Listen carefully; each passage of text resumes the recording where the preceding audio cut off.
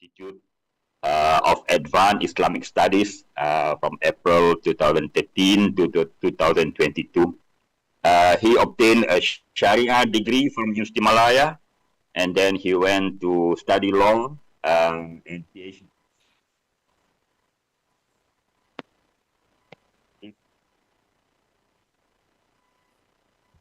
Connections problem, Brother Shahran. Can you hear me? Yeah. Now, yeah. Okay, come back. Yes. Oh, okay. Sorry. my sound is losing. Yeah. Yes, our dear speaker tonight has been a chairman of Sharia Committee of CIMB, and he was a former lecturer at University Technology Mara. He has a long CV, a long distinguished career. I think it's Facebook, Oxford, I can see.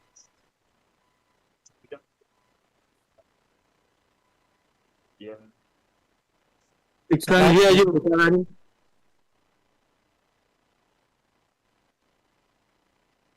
Silakan, Datuk. Okay. Okay, bismillahirrahmanirrahim. Assalamualaikum warahmatullahi wabarakatuh. Terima kasih, thank you very much, Brother Shahran. Yang saya hormati kasihi, ada Prof. Datuk Dr. Jamil, Prof. Datuk Fauzan, Pak Habib dari Jakarta, and the rest of the audience online. Alhamdulillah, I would like to thank IIIT East and Southeast Asia for inviting me on this IIDS presentations or discourse online number 55. I'm just would like to share on this topic, Fiqh Ta'ayush in Malaysia, issues and challenges, like what Prof. Azam mentioned. Perhaps I don't think Indonesia somehow experienced incidents like Malaysia, because majority in the sense of the populations are Muslims, whereas in Malaysia we have about 70-30, close to 70, about 68% now. But there are issues and challenges pertaining to these Muslim and non-Muslim relations. The contents that I would like to cover on this, we'll go briefly on the introduction on Fiqh Ta'ayush, the concept itself, and then Malaysia as a multicultural nations, and I would cover a bit on the further constitution pertaining to the subject matter, and then I will go into some of the issues that we have been having problems in Malaysia pertaining to non-Islamic religious celebrations, prohibition of the usage of the word Allah by Christians, and then go into the Sahifa Madinah or the Charter of Madinah, Marrakech Declaration and Rukun Negara, as an examples how it can bring into close relationship between Muslim and non-Muslims, and then I would end up with conclusion. Because I have so many slides, but I think I would just go through. As everyone knows that since independence in 1957, we have been having this, what we call it, this three major communities. And when we talk about these three communities or ethnicities that formed the independence of Malaya then, or Tanah Melayu, and then later on in 1963 Malaysia. So mainly they were Malays, but later on in 1963 we have what we call it Bumi Putra. So Bumi Putra consists of Muslims and non-Muslims, where literally is the son of the soil. So for Sabah and Sarawak, despite they are non-Muslims, but they are considered as Bumi Putra. So in general, we have Muslims about 68.6%, Chinese 23.4%, Indians 7%, and others 1%. Very important throughout the independence of the country. This year we'll be celebrating 67 years problems arise up and down with regard to these Muslim non-Muslims relations. One of the things that I think perhaps our chairman, Prof. Dr. Manuti, as well as other, I think in the groups, we have been focusing on this faith ta'ayush or faith coexistence. It's a very important subject that we would like to, develop more to have the discussion, discourse, as well as research, as well as publications on this. While the general principles in the faith ta'ayush may be broad and inclusive, its policy applications in a specific setting, in this case in Malaysia, requires careful deliberations of local realities and contexts. For this presentation, I have two parts. One, I will discuss on the faith ta'ayush, the concept, and the second part where I will cover on what I have just briefly shared on the Malaysian constitutions, the Rukun Negara, as well as the Sahifah Madinah Marrakesh Declarations, among others. Well, it is not working, eh?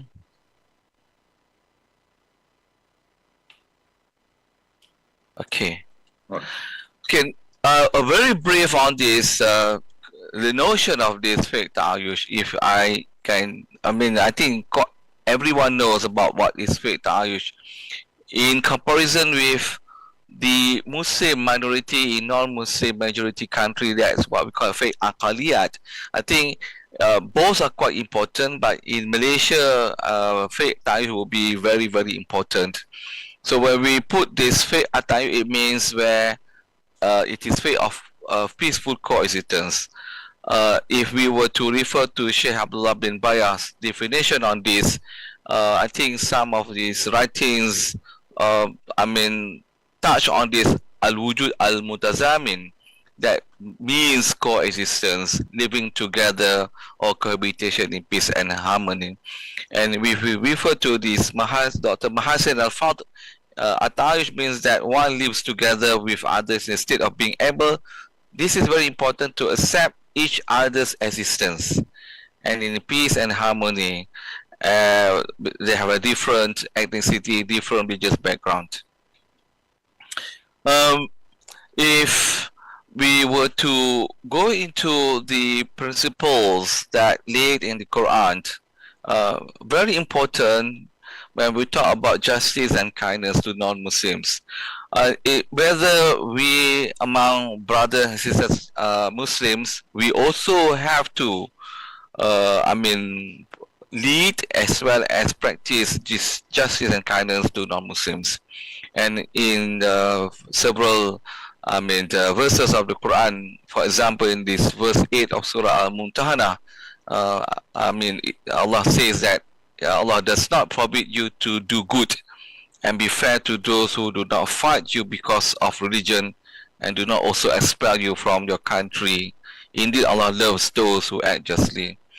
So in this phrase, according to Tahir ibn Ashur, verily Allah loves those who act justly, is a comment that Allah loves everyone who act justly, including those who are fair to those who make a pact with them in religion, even if they are from the different faiths, yet they still interact well with those people.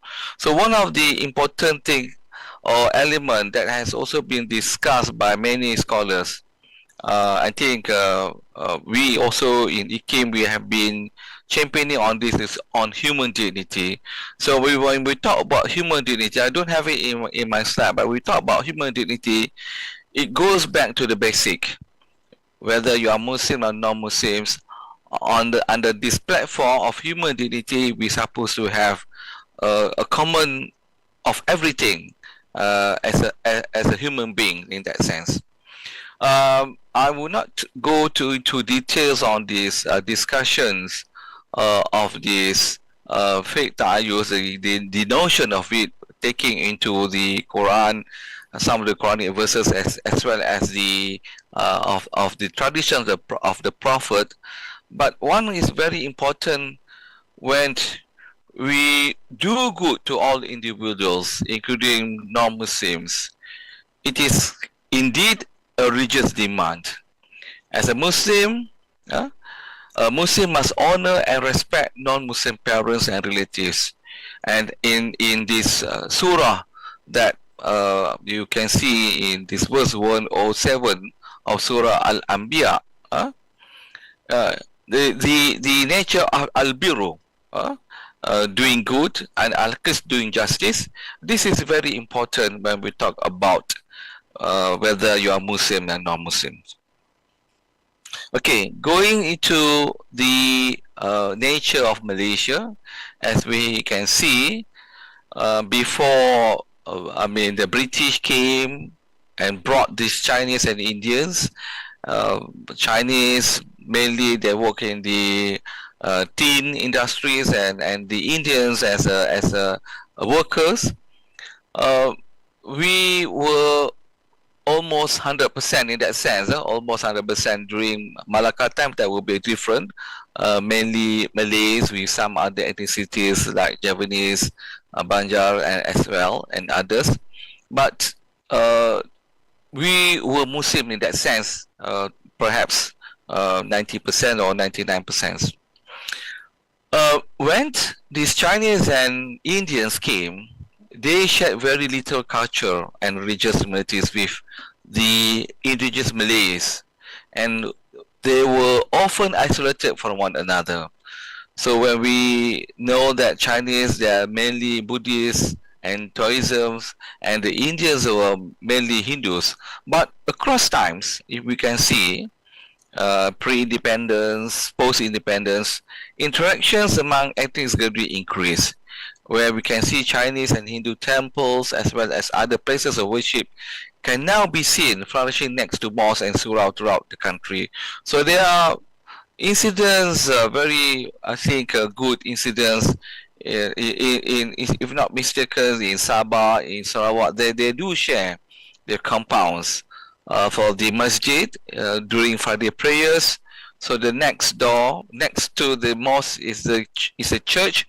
So the compound of the church, they open the gate, allowing the Muslims to drive in the cars, park in the compound of the church. And then during Sunday, on the other hand, the masjid authorities open their compound, open their gate, and allow these Christians who go for the prayers on Sunday. So this shows how in some places they have a very good relations between Muslim and non-Muslims. Anyway, we can see some hiccups in 1959, and also with regard to the formations of Malaysia in 1963, with the inclusion of Sabah, Sarawak, and Singapore. Singapore left Malaysia in 1965. I go to the federal constitutions very briefly. When we talk about the formation of the federal constitutions that we have until now, the federal constitution itself is based on the local culture, which consists of different ethnic and religious identities. So during that time, these three major political parties involved, namely UMNO, MCA, and MIC. So as well as everybody knows, these Reid commissions were set up by the British in 1956, were given to the task to draft a new constitution for an independent Malaya, and we can see hundreds of memorandums were submitted to the commissions, including the Malay rulers. So at the end, there was a white paper, a report which was issued, and the new constitution that took effect on 31st August 1957. Very important that this constitution plays an essential role in cultivating such levels of unity and harmony. So there are several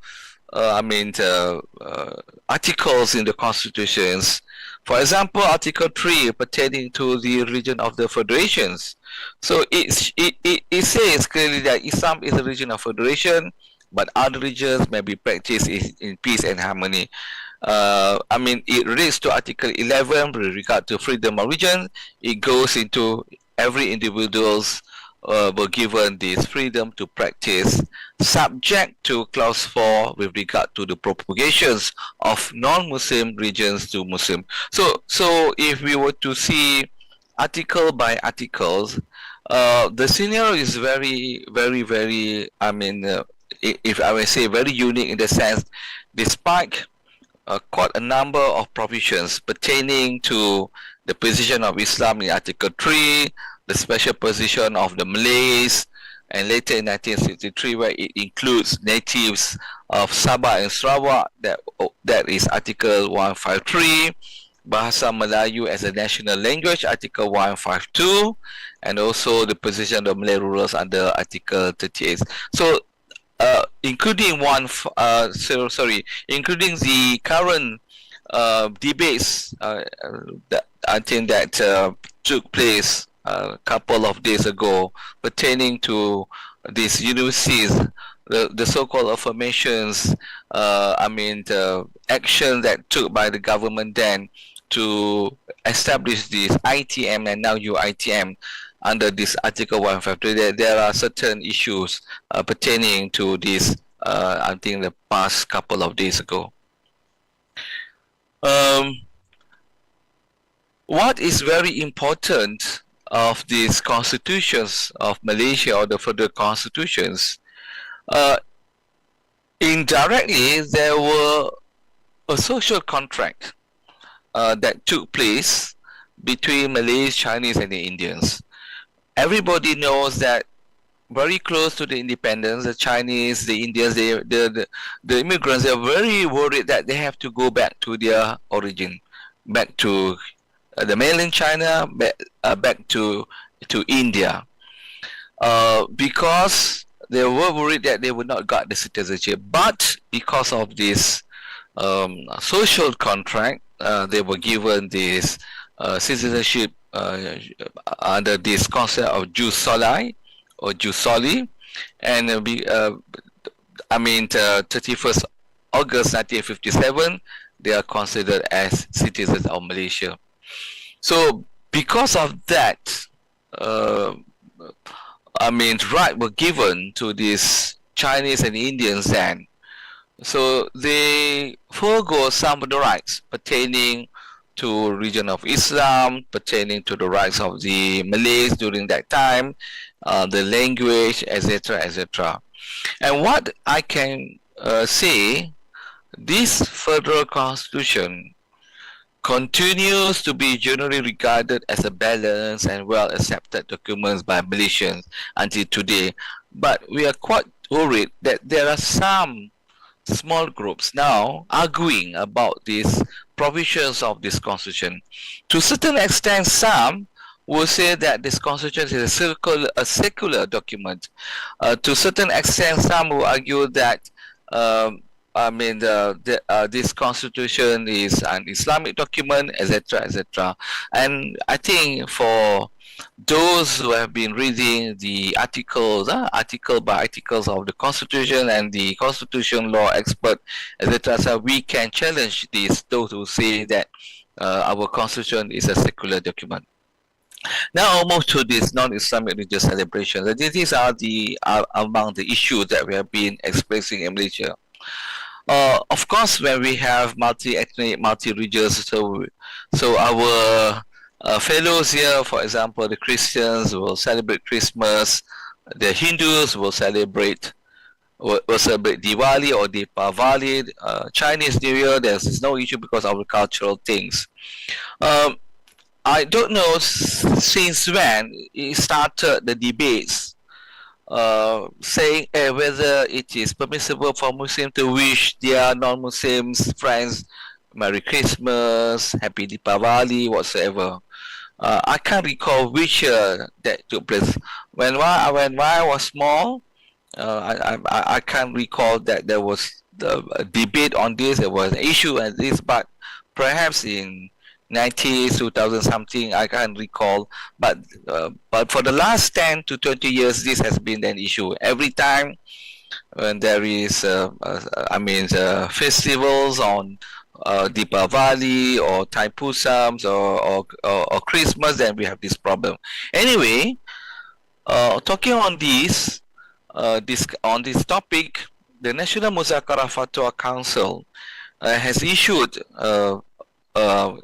they call it fatwa, but at the national level it is not really a fatwa, but it is some sort like an advice on 12 June 1927, mentioning that wishing or congratulating or greeting sent through a card or other telecommunications channels such as emails or short system message, SMS, and others to non-Muslims in conjunction with religious festivals or festivities are permissible on the condition that they do not acknowledge, praise, or glorify non-Muslim regions and do not use any of their religious symbols in the posting.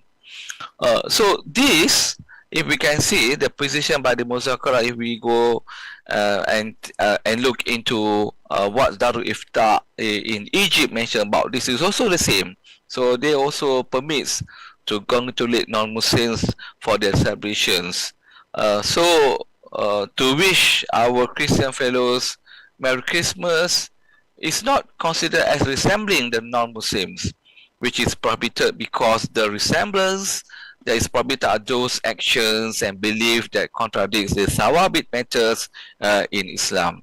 So if we go to the European Fatwa Council, where Muslim minority lives in the non-Muslim majority, so that also being permissible, that also the European Fatwa Council has ruled out that based on this fiqh al-aqaliyat, so the Muslims over there also can wish their fellows non-Muslim, in particular the Christians, of this Merry Christmas.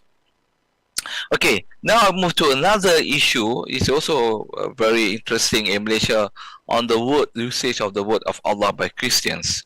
Okay, so if we were to go into this discussion back in 2009, so the word Allah was used by this Herald, the Catholic Weekly, in the Malay sections. What happened that, so the Home Ministry prohibited this church newspaper because of this usage of the word of Allah in the Malay section. Then the parties brought this case to the court. So at the High Court, it was initially quashed by the High Court on 31st December 2009, reinstated through the Court of Appeal on the 14th October 2013, and later culminated into a final ban by the Federal Court, that is the highest court in Malaysia. So what happened here is, they have tried their best to have this word of Allah being used in the Malay sections. So there was no issue in the English sections then. Okay. Anyway, the Catholic Church finally exhausted its last legal avenue when the attempt by the titular Roman Catholic of Malaysia for judicial review was rejected on 12 January 2015. But it's not that the issue settled during that time, but in Sabah and Sarawak, it has been a practice for the Christians to use this word of Allah in the Bible in Bahasa Melayu. So Bahasa Melayu, it means they took it from the Bahasa Indonesia. So the word Allah is there. But there is one case, this is also a recent case, but the case was quite a long, the case in the sense that it took a long years to be settled. So this is a Jill Island versus the Minister of Home Affairs. So this happens in quite sometimes, which is based on the, what I call it, a directive by the Minister of Home Affairs pertaining to some of the words, articles pertaining to the word of Allah in other regions, especially the Christians. So this G Island is a native Sarawakian Bumiputra, Christian of Melanau ethnicity, and her case began when she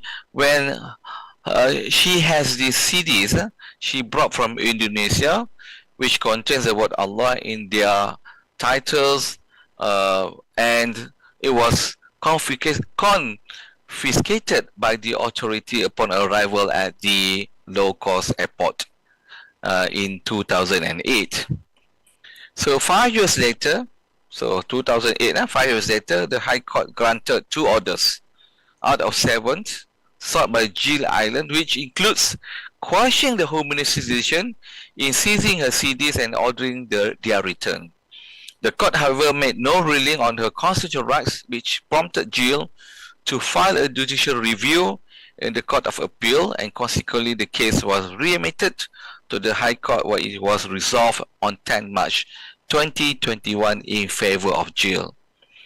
Okay, Justice Norby Arifin, in delivering her final judgment, affirmed Jill's constitutional right to freedom of religion and education, the right against religious discrimination, as well as declaring the Home Minister's 1986 directive banning the word Allah in Christian publication as unlawful and unconstitutional.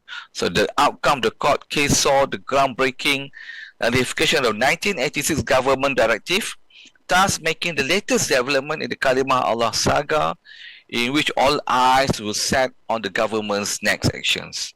So what happened during the Pakatan Nationals, the government then, the Home Minister Hamzah Zainuddin announced that a new government directive will soon be issued on the issue of Allah by Christians, citing that the government will first stop with faith leaders not related to the Sarawakian Christian court case. So in recent development, that was last year, on April 2023, the government withdrew its appeal over the High Court's ruling following the discovery of a contradiction between 1986 Cabinet decision and the Home Ministry's administrative order the same year. So there was a debate. So some parties arguing that the government why the government withdrew this appeal, why they didn't appeal it. So there was a discussion on that. So on 17 May 2023, the Prime Minister Anwar Ibrahim said the Kuala Lumpur High Court's ruling in the Jill Island case regarding the use of the word Allah by Christians was only applicable to Christians in Sarawak. So Christians in Sabah and Sarawak can continue to include the word Allah in their prayers. So what happens? It was brought into the knowledge of MKI. MKI is the Majlis Kebangsaan Hari Islam. Then was chaired by the Sultan of Selangor, and then went to the Majlis Raja Raja, or the Conference of Rulers meeting. So I was informed. So there was not official release after the Conference of Rulers met regarding this matter, but I was told that it is back to the status quo, means for Peninsular Malaysia, so the use of Allah is not permissible by non-Muslims, in particular for the Bibles, for the Christians, and for Sabah and Sarawak, they can use it. Okay, a bit of the Sahaifah Madinah, which gives a very good platform how these Muslims and non-Muslims, in particular Christians and Jews, live side by side and have this Sahaifah Madinah to unite them. So they take all the responsibilities to protect the city of Madinah or the state of Madinah. Very important that this charter or the Sahaifah Madinah has also stipulates that the responsibility of protecting the countries lies on every citizen. Because of that, the Sahaifah Madinah observed the spirit of equality justice, helping each other, and living coexistent among its members, and they are very, very paramount to the nation of Madinah. So from my reading, it was during later during, I think perhaps a couple of years after this Cipher of Madinah, or the Council of Madinah, was agreed upon by Muslim and non-Muslims, by different groups or Kabila, as well as the other regions of Christians and Jews. There are certain group of the Jews who have violated this this agreement under this Cipher of Madinah. So during that time, I think as what the late Professor Siddiq Fadil has mentioned, that it was considered as one ummah, the people of the Madinah. So the ummah means it's for the Muslims, for the Christians, for the Jews and others. But after a couple of years, so this one ummah has been narrowed and being put away in the meaning of what we have now believed. When we talk about ummah, it is only the ummah of Islam, not inclusive of everyone. This is very important. I think the last line where the Charter has united the people of Madinah as one political nation, that is ummah siyasiyah, and one citizen. This is what we call it, the muwatana. So this has been discussed and quite detailed by the late Prof. Siddiq Fadil. Okay, a bit of these Marrakesh declarations. So it was made on 27 January 2016, where more than 250 Muslim religious leaders, heads of states and scholars, which champions defending the rights of religious minorities, they settled in Morocco. We have this historic Marrakesh declarations under the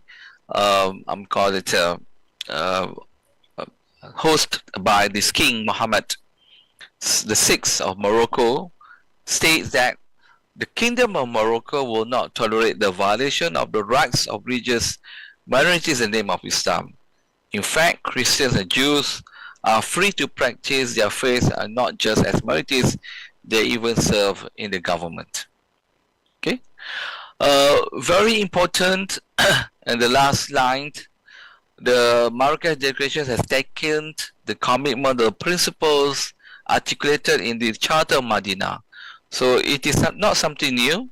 So we took it from the principles that articulated in the Charter of Madinah, whose provisions contain a number of the principles of constitutional contractual citizenship, such as freedom of movement, property ownership, mutual solidarity and defense, as well as principles of justice and equality before the law.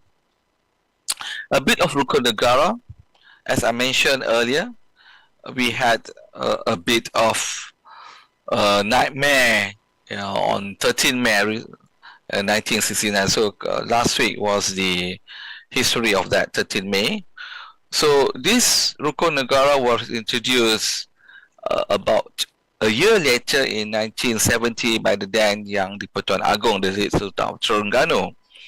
Very important why this Rukun Negara was introduced is to enhance unity among Malaysians, to safeguard the spirit of democracy, to establish a just society, and to maintain a liberal approach in addressing diversity.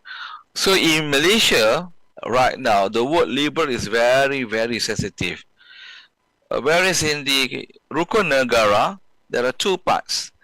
The first part clearly mentions what I have been saying this now. Maintaining a liberal approach in addressing diversity and creating a progressive and technologically advanced society.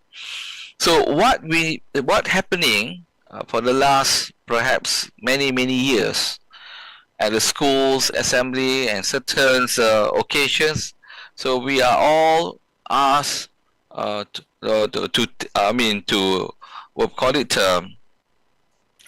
say this Rukun Negara loudly, but we we have forgotten about the second part. The first part. Normally, we only mention about the second part of this belief in God, loyalty to the king and country, the supremacy of the constitution, the rule of law, and modesty and morality. But until recently, I think with the current government, the Minister of Unity has introduced this, that Rukun Negara must take into practice, in the sense you have to ikrar the Rukun Negara, say it loudly in certain occasions, especially when we have these dignitaries. Very important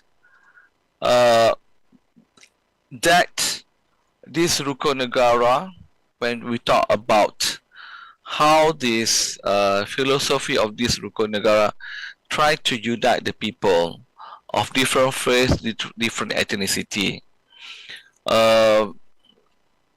How this Rukun Negara try to give the justice when you have one small cake that can be consumed by all of the peoples, regardless of religious background and also ethnicity.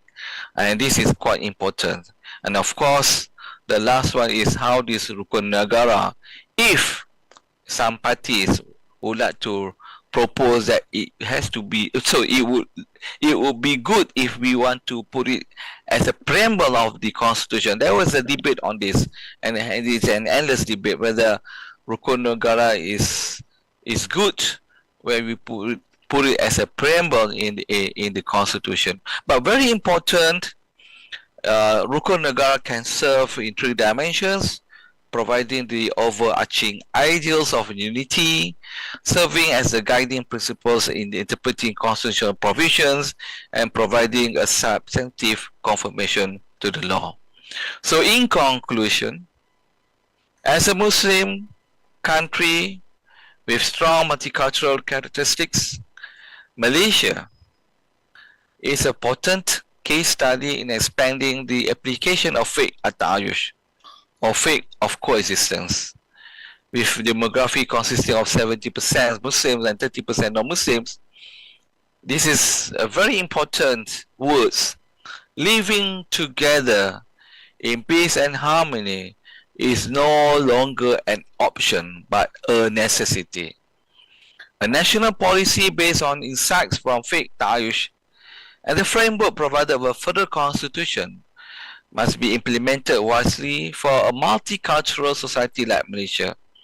It is also important that Malaysians subscribe to the comprehensive principles of fiqh ta'ayush that brings together the society through the spirit of love, high tolerance, acceptance of diversity, mutual understanding, trust, and complementing each other.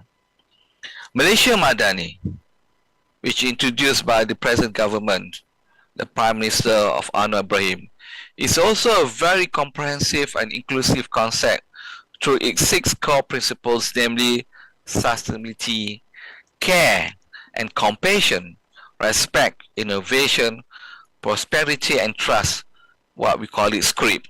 And I think there are so many discussion on this. I think Prof. Fauzan is very, very much into this.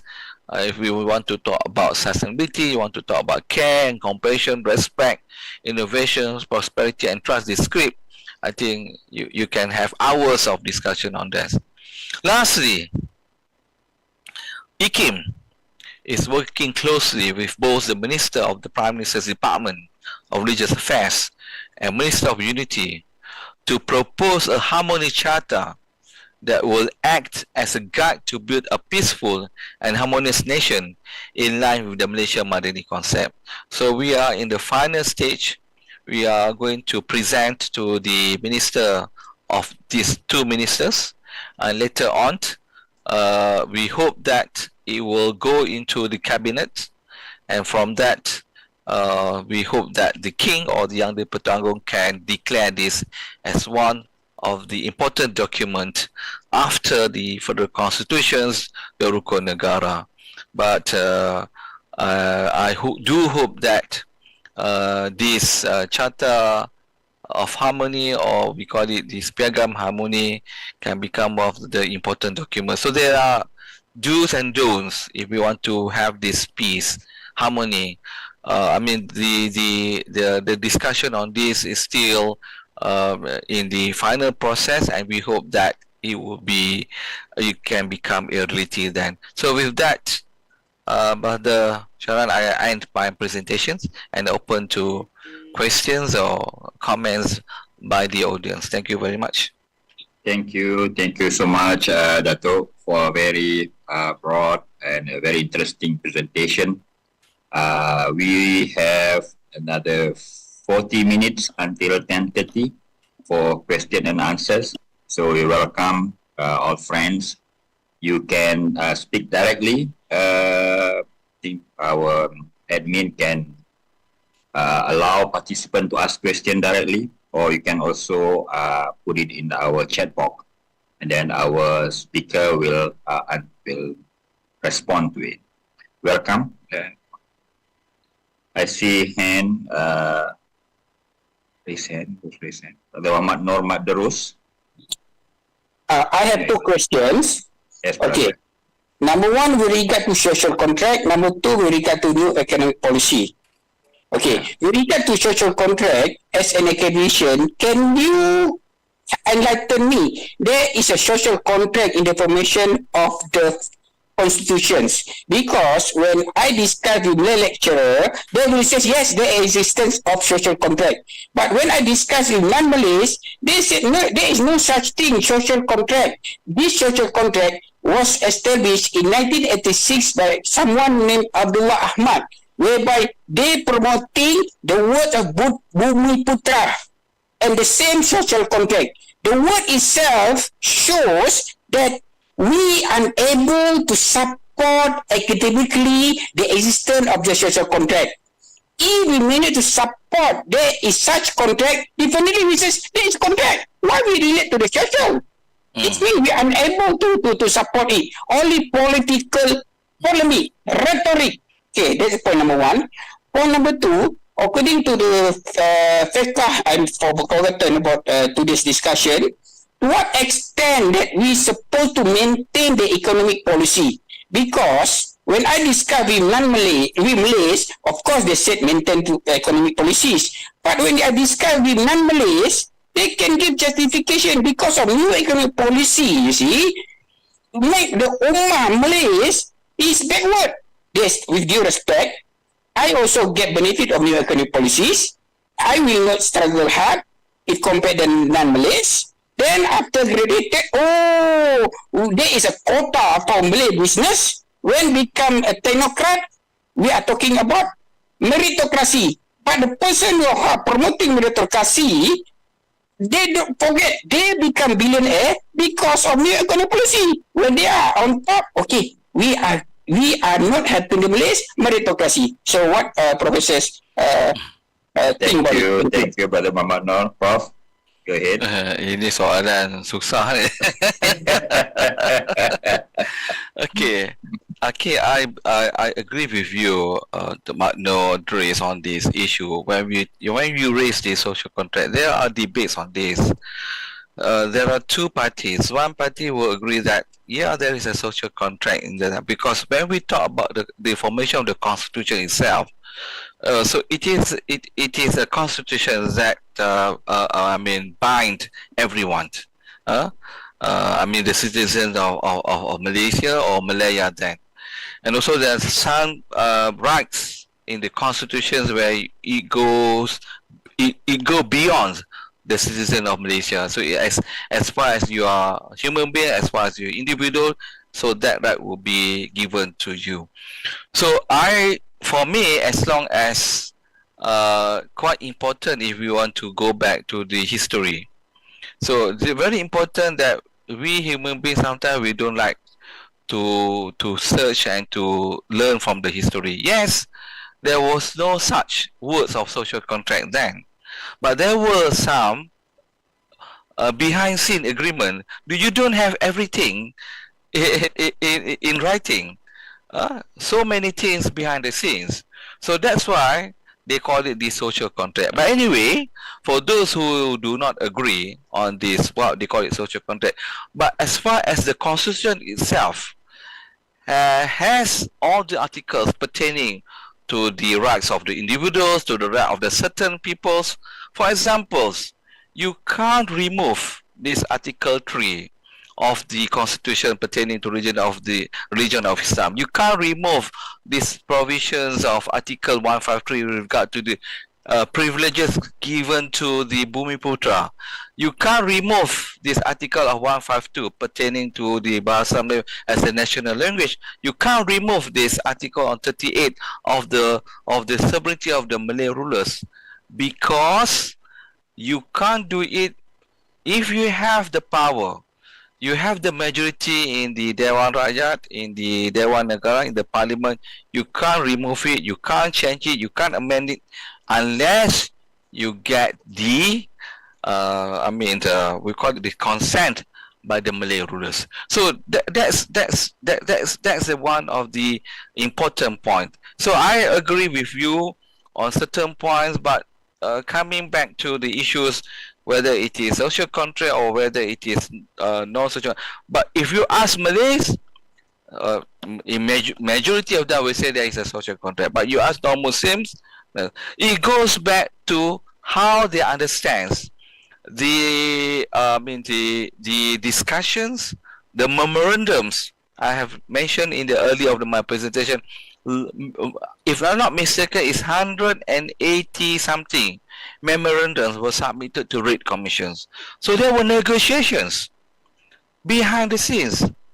So they did not reveal everything. The white paper does not reveal everything.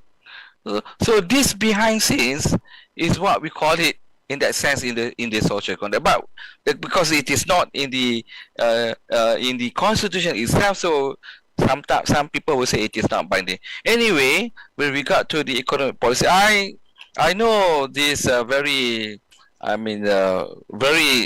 interesting questions pertaining to them, but quite interesting in the sense that they will say that as long as we have this 153, as long as we have this new economic policy, Dasar Ekonomi Baru, the Malays in particular, you can't touch this. So that's why we have been having these problems. And slowly, it's not we, now, slowly from the previous government also, they started introducing this meritocracy to tackle these issues. So Malays and Bumiputra in general, they are very, very sensitive. Taking into this couple of days issue. So there was on issue there is some sort of like a proposal of the short-term solution pertaining to this such issue of this particular incidents, but it has now created to a debate on you can't take this, you can't have this non-Bumiputra students absorbed into the system because they are non-Bumiputra. Non-Bumiputra, if they are Christians, if they are non-Muslims, fine, because it is permitted in the constitution. But the DEB is there until now, and we have now rancangan Malaysia ke berapa, Prof. Shahran, aku tak ingat 13 ke apa now. I can't recall right now. So this is a continuous continuity of the government policy pertaining to this, because we have failed, especially the Malay, we have failed to achieve. We target that at certain years we will achieve certain numbers, but we have yet failed to achieve that numbers. And if we were to take out that rights or privilege, they are afraid that there will be a huge gap pertaining to this. That was a debate. I don't have the data over here before me, but if you can read, ni lah masalah Melayu dapat kontrak tapi tak buat bisnes, dia pergi Alibaba, and they still want this Dasar Ekonomi Baru, this privilege under this provision of the constitution. So But there are few, or there are quite a number of other Muslims, other Malays. They are very hardworking, and they like to thank this policy, and they have benefited a lot from that policy. But there are few exceptional cases that have tarnished this what we call it, this new economic policy. But of course, there was also a debate after certain years of this introduction, they should revisit this policy. But yet, I think any government, I don't think so. In terms of political survival, they will make changes on this. Thank you, Prof. That's I can answer. But no, it's a very sensitive and controversial questions pertaining to this issue. Okay, Prof. We go to Brother Halim. Halim Abdullah, please go ahead. Can unmute your... Yes. Brother Halim, I think you're still mute. Shahran, can you unmute? Okay. Okay. Terima kasih Penuh Chairman, Prof. I nak komen nak ni pasal social contract mula-mulanya. Social contract ni actually bukan ada contract as such, maknanya sign-sign, tapi ada proses where the different political constituencies.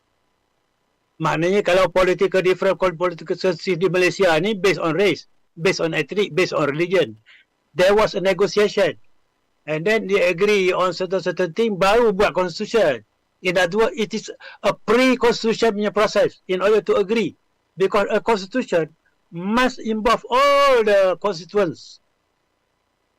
Itu kena ingat. Sebab itu,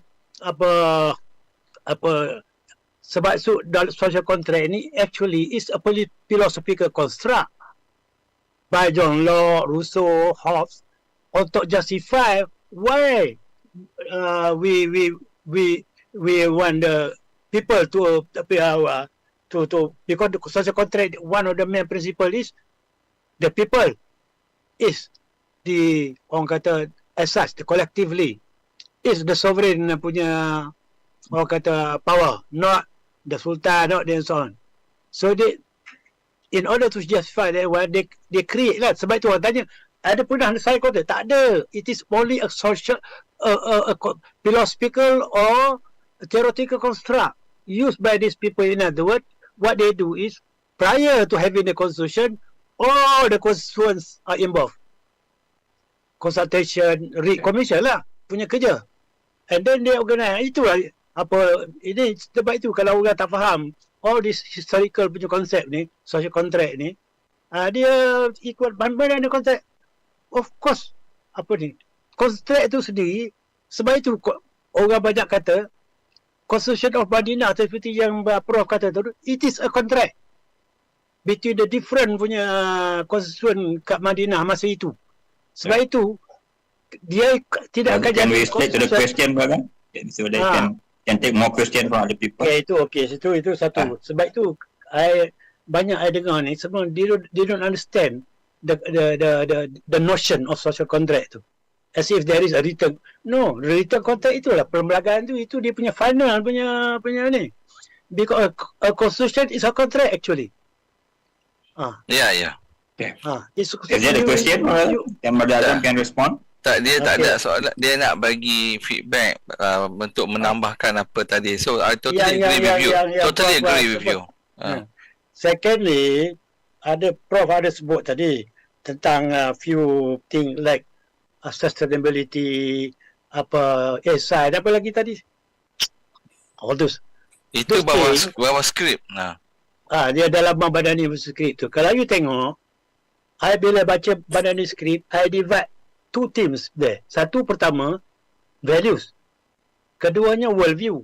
For example, talking about our punya condition, diversity, human diversity is what they call it the part of the worldview, part of the truth of existence created by Allah.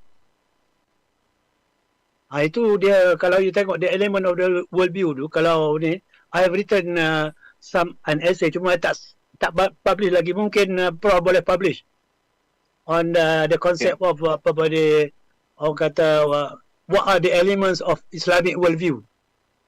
One of the thing that I masuk kat situ is human diversity, because dia punya source ni based on the Quran. Yang surah yang mengatakan tentang surah 49, 30, 22, dia pasal tribe and nation, different tongue and languages, human. Brother, can you make it brief? We have other people want to ask question. Okay, satu. I bukan saja nak question, I nak also raise certain ini. Jadi, we have people from Nigeria, from Indonesia. I punya question macam ni. The trouble, I ingat kita punya problem di Malaysia ni, how to institutionalize certain norms yang kita, ataupun values yang kita supposed to be shared by all the Malaysians irrespective of race. How to institutionalize? For example, kalau you baca constitutional law punya filosofi, they institutionalize through the constitution.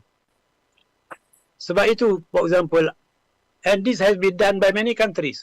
South Africa, after it suffer apartheid and all this thing, they agree, okay, we must institutionalize certain values in the constitution. One of the top values yang dia institutionalize tu ialah human dignity, and they give a jurisprudence on it. What is meant by human dignity? Kalau human dignity bukan ada dalam kita punya konsep ismah dengan karamah ni dalam Quran. Now, how do you institutionalize this? But okay, brother, I think I get the point, brother. Prof, can respond? I want to invite Pak Habib after how this. To institutionalize some of the values yang kita ada ni. Because dia yang kita institutionalize ni, only freedom of speech, that kind of thing. But the values, tak ada. Thank you, brother. Prof, some response. Okay, I think I would agree with comments by Brother Halim on these certain issues, points that he has mentioned about how to institutionalize some of the provisions in the constitutions. I think it goes back to to one of the important thing is to educate the public. I think this is quite very important. I think we are having a big problems. Mainly, I don't know, maybe in other parts of the world, living Malaysia, I think we have these problems because we go by sentiments, we go by emotion, and when we talk about how this South Africa, as mentioned by Brother Abdul Halim, has institutionalized one of the things on human dignity. I think we are now promoting on that, and that's why I mentioned that in IKIM we have been championing about this, how to come about of this this charter of harmony, the harmony charter, and then we also now focusing on this human dignity. Every year we will have a big program, big conference on this human dignity, and it is a beginning of it, but I think we will see the result, inshallah. It will take some time. I think Malaysians in general, they are they are taking their actions not through learning, not through reading, not through seeking knowledge, but it's just through ceramah. What Ustaz A cakap, what Ustaz B cakap, and then they believe in that. So sometimes it's very problematic in the sense that I don't say that all the talks are nonsense. There are some are good, but somehow there are some of these so-called Muslim preachers. They don't understand the waqi', the reality of this country. And that is very, very important. So I totally agree with you, Brother Hazim. We have to start somewhere, and inshallah I think the present government is trying its best to overcome this. But I think we have long way to go for this. Okay? Inshallah. Pak Habib, Want to say something? Unmute, Pak Habib. Can we unmute Pak Habib, please? Yeah.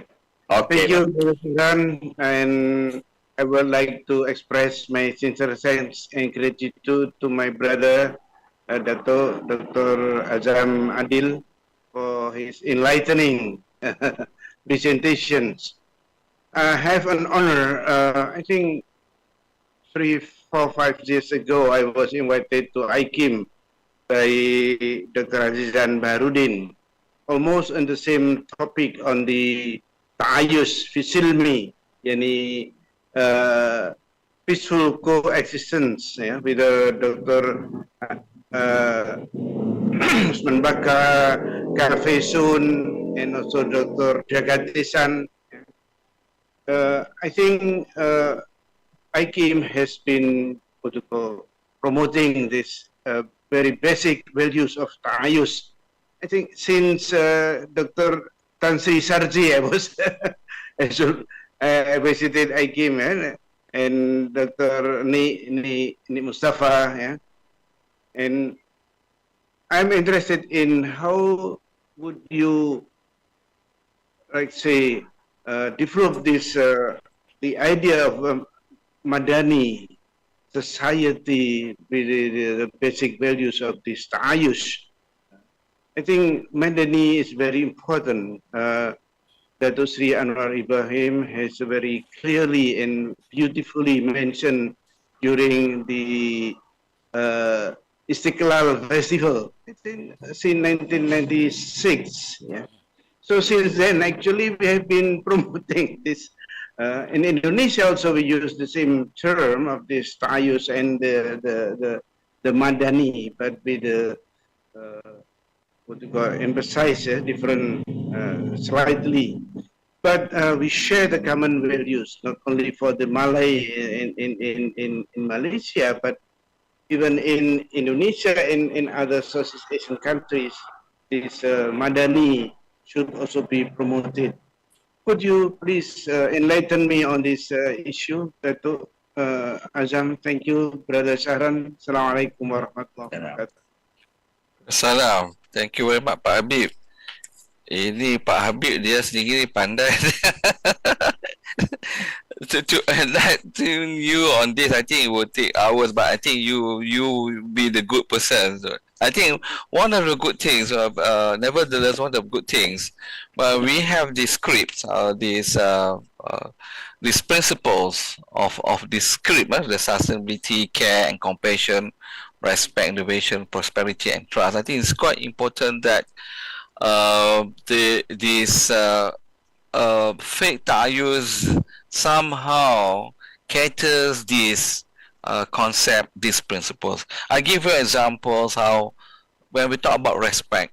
So I just shared with you, audience, how Muslim and non-Muslim should respect each other. To the extent that if we were to subscribe into the views which are quite far and alien to the reality of the society, then we have troubles. So we have been having these issues for the last perhaps 10-20 years, but not for the perhaps when I was small, during my the primary and secondary schools, we have no issue about this. So why this wishing our non-Muslims fellows, pertaining, for example, the Christians friends, Merry Christmas has now been a problematic issue. Every year towards Christmas we have this problem, and then they'll come out with all these hadiths, Quran, prohibiting this practice. We agree there are verses, there are traditions, the Prophet mentioned about this, but you have to take into account the maqasidi approach, the holistic approach. In Malaysia, for example, we are not 99% Muslims, majority to that extent. In fact, if we were to turn into these principles of respect, So if we respect each other, what has been the Prophet's teaching during his time, and it has transformed it has transpired into the Sahifa Madinah. In that sense, I think that will be a great Madani concepts. Care and compassion, another principles, is very important. So we don't care whether you are Muslim or non-Muslim. When it comes to care and compassion, we go back to what Brother Halim just mentioned, or Brother is it Brother Halim just now mentioned about this human dignity. So if we were to so-called a doctor by by professions, he or she does not look into who are the patients. Are you Muslims? Are you non-Muslims? Are you Chinese or Indians or what? When there is a patient, he will take care. If there is an emergency, he will take care. So this is quite important if we were to put back the principles in the teaching of Islam transpired in the Madani concept or Madani principles into practice. We have been promoting that, and why in the last 10-20 years we have swayed this from this practice, and we have labeled into nasty words, into nasty actions because of the different faith and ethnicity. I don't want to go into the other principles, but that would be some of the examples. Pak Habib, saya kurang pasti Pak Habib mungkin kurang puas hati dengan penjelasan saya, tapi itu saya boleh jelas buat masa itu, buat masa ini. Thank you, bro. We have Pak Aslam, we have Brother Ibrahim also want to ask question. Then we go for Pak Aslam first, and then we'll take Brother Ibrahim after that. Prof? Bismillahirrahmanirrahim. Assalamualaikum warahmatullahi wabarakatuh. Thank you very much to Azam and Pak Habib and all those who had contributed. I just want to add a little bit and maybe at the end to maybe ask the question to Azam. I want to refer to the comment of Brother Mat Terus, who asked, and then he had a chat asking, from Fiqh Ta'ayush point of view, is it still permissible to have NEP? Before I'm not going to make any fatwa. Maybe Dr. Azam can do that later or give opinion. But you know, in Malaysia, we have the constitution, as was mentioned by Dr. Azam. We have government policy. Government policy is not written in stone. It is not permanent. It can change according to time. And although we think that the NEP is still relevant, actually NEP ended in 1990 as an official document. Yeah, it ended. And since then, we have had many other policies, guiding policies, but we still refer to NEP because I think the impact of NEP was a very big impact, and maybe some of the components of NEP still there. Okay, but we must not forget one very important point, and I think this is where it goes in line with what was mentioned in the presentation just now. All our government policies, whether it is the new economic, in fact, I would even refer before new economic policy. If we refer to documents made in 1960s, in the first Malaysia plan, yeah, before NEP, the document clearly stated that the goal of the policy was to have unity, right? And of course, NEP, many people don't realize or don't want to realize. They talk about the eradication of poverty, they talk about restructuring society, but they forget that the ultimate goal of NEP is to achieve national unity.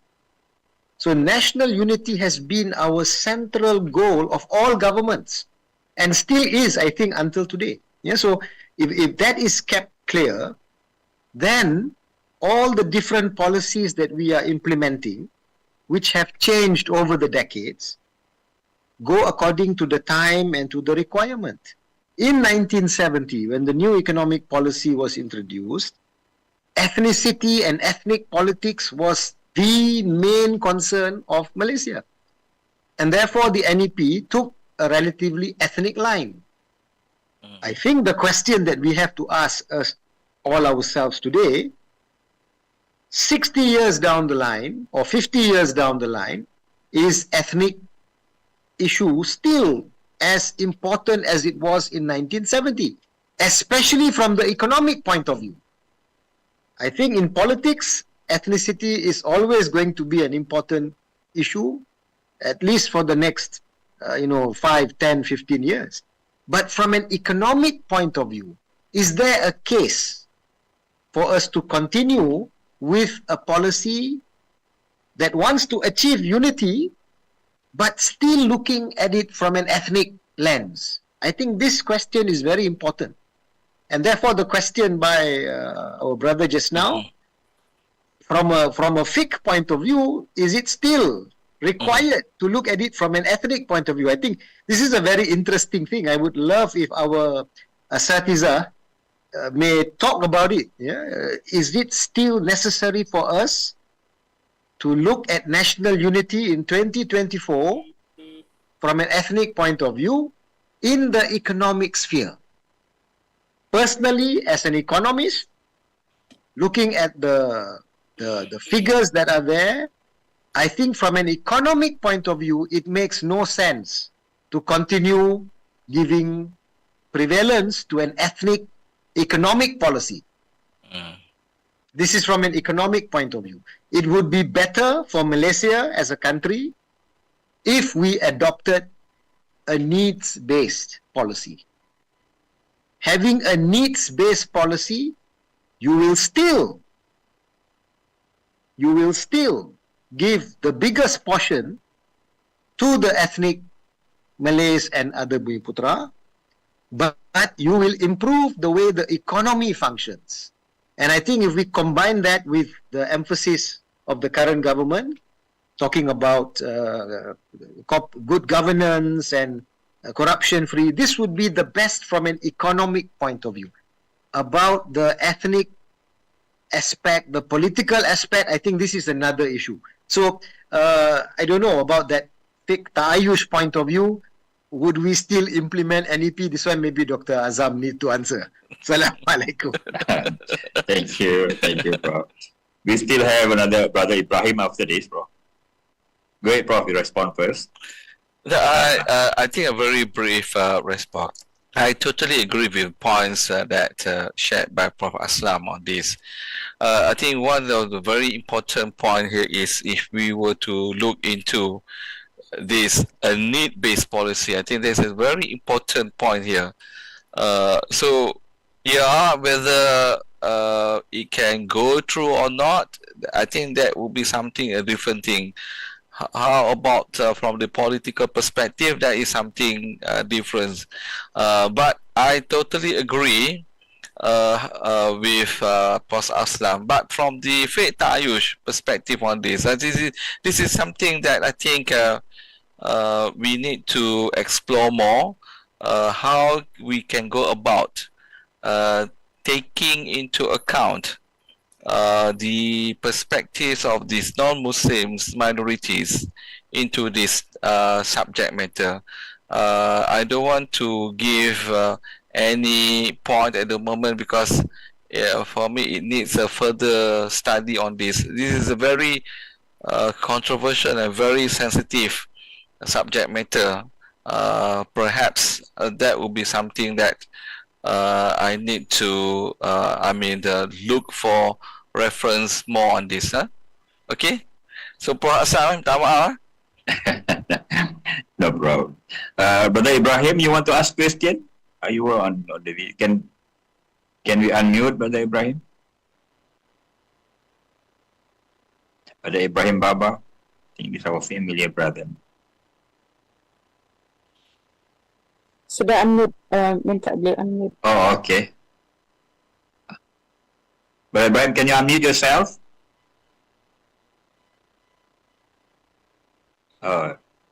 Still cannot unmute him. Jada, can... While we are waiting, just to tell the Okay. Azam, unfortunately, Brother Matno has left. He was not there 27. Okay, Brother Ibrahim, go ahead.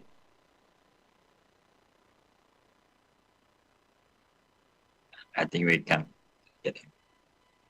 Okay, Prof. Let's see. Alhamdulillah, we have 5 minutes left. We will invite our dear speaker, Prof. Azam, to wrap up. But I think our society, especially the Malay society, we have to take a lead and be more open-minded. I think in the US, they introduced, they call it social studies, where people from other religion can teach in the high school. This happened when Chelsea Clinton, when he took Islamic subject in her high school and shared it with Hillary Clinton and Bill Clinton, and it becomes so open. So I think our Malaysian society are still afraid of listening to other religious denomination.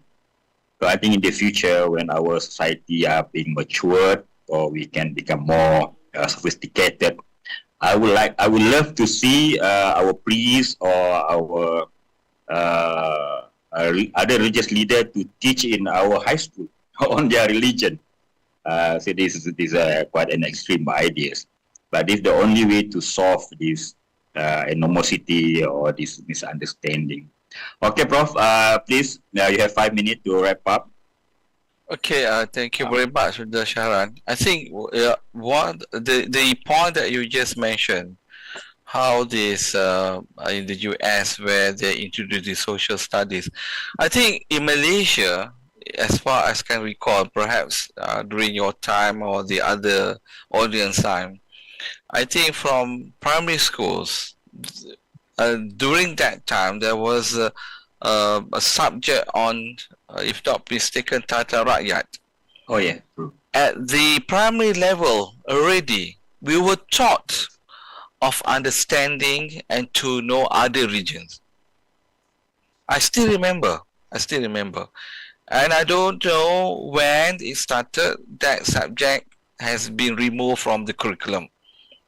And that slowly, we have all these problems. It's like during that time in 60s,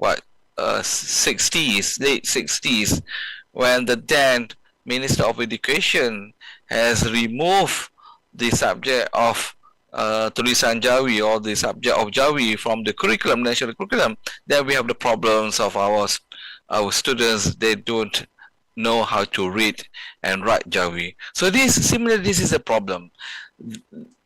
There were subject on this, but it has been removed. So I have been mentioning this matter again and again, that we need to have a balanced and inclusive curriculum from day one, from kindergarten.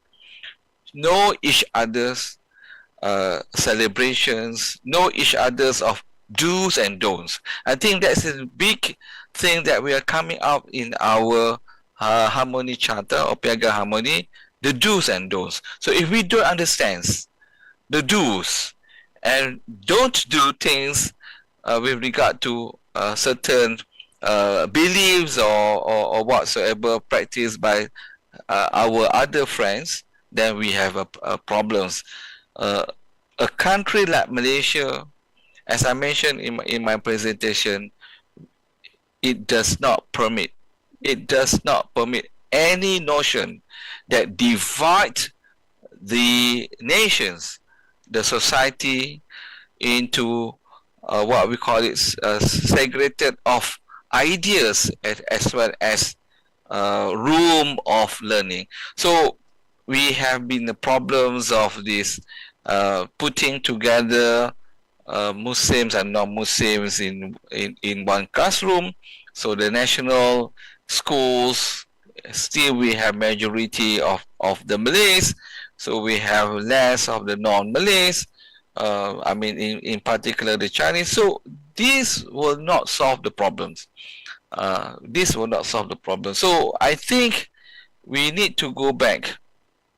How in 1960s and 70s, especially during our time when we were young, we have no problem of this. And why after perhaps 10 years after that, or perhaps for the last 30 years, we have been having these problems of divisions between Muslim and non-Muslims. We don't understand. And this comes back to what's this verse 13 of Surah Al-Hujurat, where it reminds us.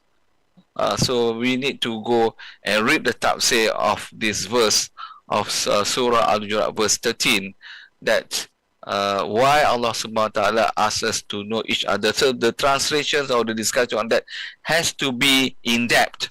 And I think a nation, a country like Malaysia, we have to live in peace and harmony.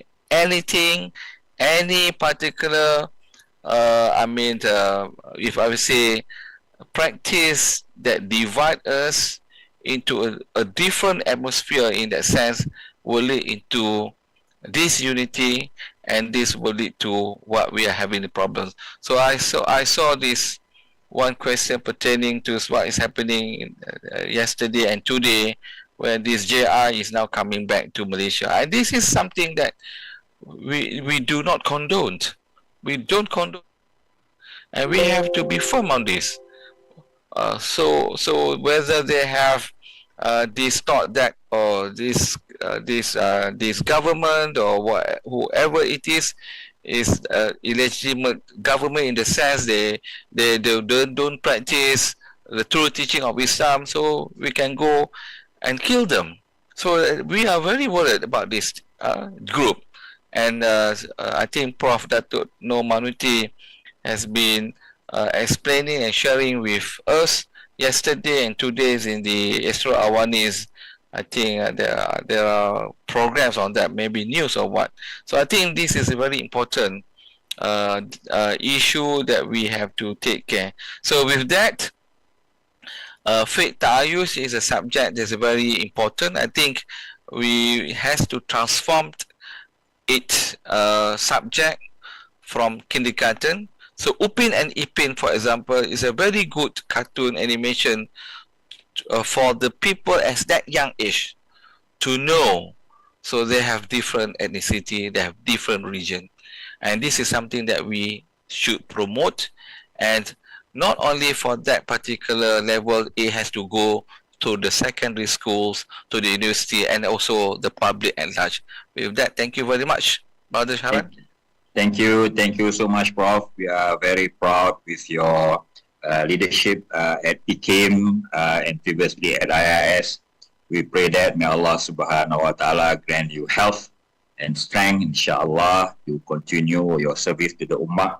We, inshallah, surely we will invite you again to participate in our program and activities, inshallah. Thank you, everyone, for joining us tonight. Hope we can see you again in our next session, inshallah, next series. We close our session with Tasbih Kifara and Surah Al-As.